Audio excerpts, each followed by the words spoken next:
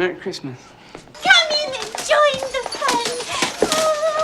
You'll love it. Well, I was gonna tell you A Christmas Carol, but they talk stupid. My, what a glorious day! There has never been such a day! So here's a more modern version. This one's called Scrooged.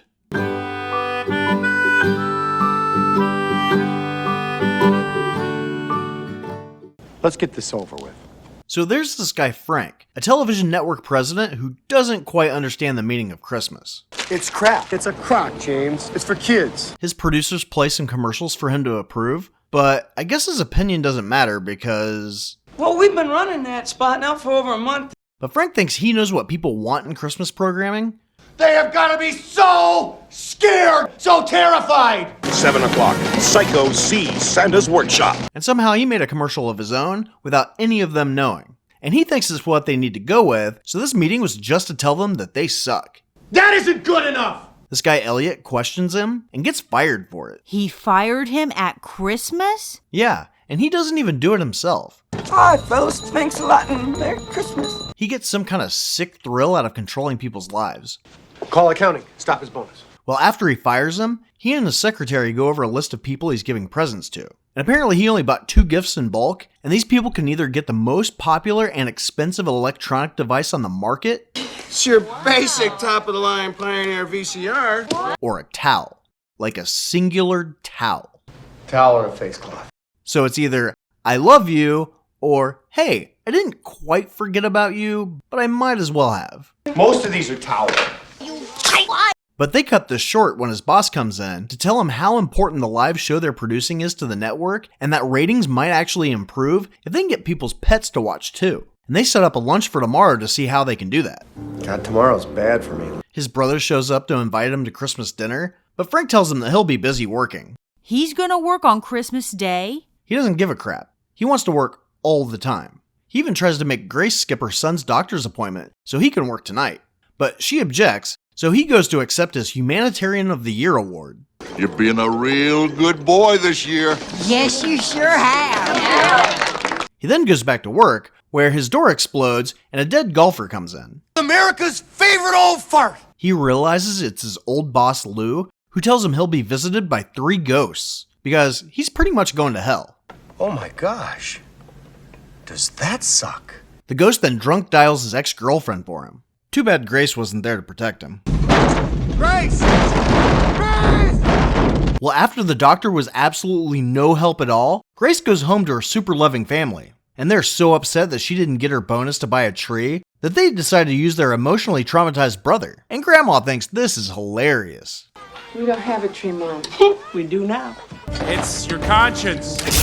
We don't talk a lot these days. The next morning, after celebrating killing an old woman, You can't buy publicity like this! and trying to order animal torture, Have you tried Staples? Staples? his ex-girlfriend comes to see him on set because he sounded upset on the phone. She tries to figure out why he called, but he's not even sure why. I want to see her nipples. There's a series of accidents on set, Oh, watch out.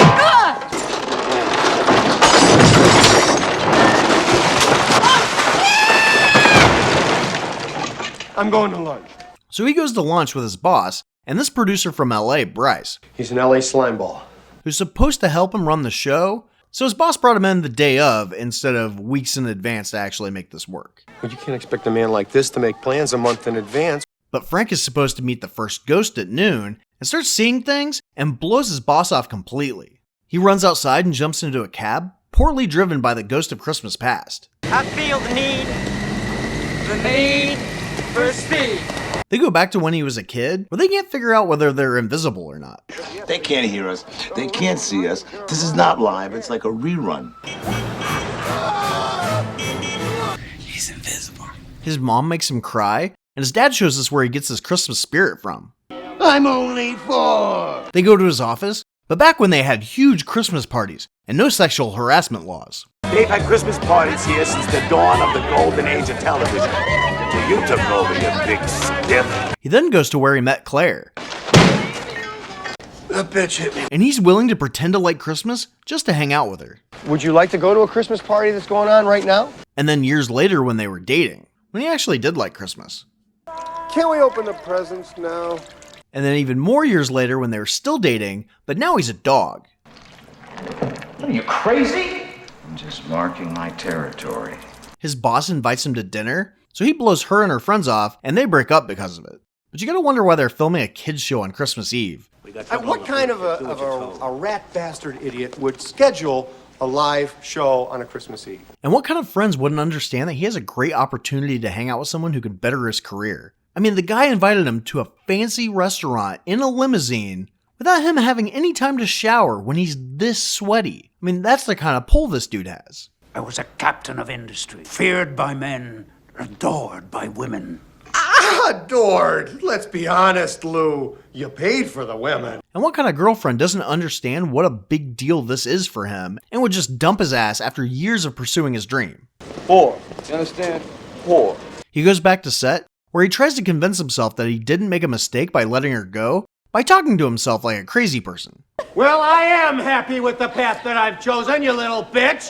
He rambles all the way to the shelter she runs, and even though he's wearing an expensive suit, a volunteer still thinks he's homeless. They're volunteers because no one will pay them, they are incompetent. She finds him, and he tells her that he has some regrets, but then she won't give him attention for 2 seconds, and he changes his mind and leaves. Why didn't you stay at Claire's? Why didn't you stay with Claire?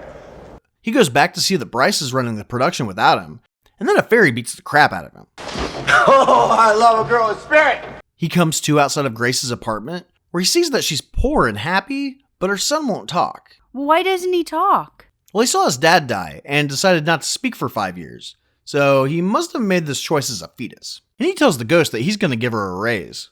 What the hell? The ghost of Christmas Present then takes him to his brother's place, where Frank finds out that Grace gave him a VCR instead of a towel, and now he wants to fire her, even though he was just going to give her a raise. You moron!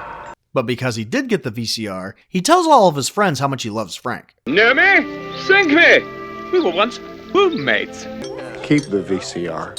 The fairy beats him up some more and takes him to the sewer. Where are we, Trump Tower?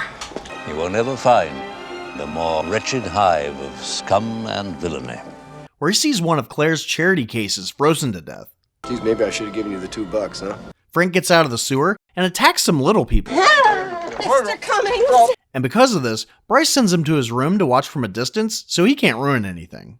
The ghost of Christmas Future tries to visit him, but Elliot comes in to kill him because he became dirt poor in less than a day.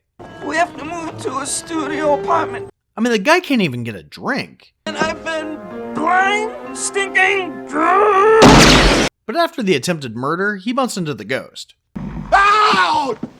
And the ghost shows them that Grace's son will be put into a nut house for not talking. I think doctor is a Latin word for thief. Claire becomes a rich bitch. I wasted 20 years of my life on pathetic little creatures like those. And nobody will show up to his funeral. Let's face it, Frank. Garden slugs got more out of life than you did. Well, it's a little late to get this kind of feedback. The ghost then burns him alive to make him want to live, and then puts him directly in front of a crazy guy with a gun. You can't win, but there are alternatives to fighting. But to get Elliot to stop, he hires him back and gives him a raspberry. You see? You can do it. Frank and Elliot then go down to the set and take over the show like a couple crazy drunk bastards. You and I are going to have some fun for once in this life. Frank goes on camera and blabbers on about how magic Christmas is. I care! And then tries to win Claire back after he makes out with another girl on national TV. How many of you people have got the brass cojones to try something like that? When she stupidly runs to him, he monologues about how he wants Christmas every day. Christmas is once a year and it's a fraud! And this is exactly how we ended up with people being able to buy Christmas decorations in July. Punk bitches. Did I forget something, big man? God blesses everyone. So Grace gives the least amount of shit possible that her kids started talking again, and Claire shows up in time for a group sing-along. You've lost that love and feeling. And Frank knows he's gonna get fired tomorrow. You can bet your Aunt Susie's ash can on that. But doesn't seem to realize that everyone watching this are witnesses to the false imprisonment and assault of the people in the booth. Sure, and I'm party. Now why wasn't I invited? Now that was just an innocent window, and you saw what I did to that. Now, I have to kill all of you. Just subscribe already. I know what you came for. Come and get it, you pussy.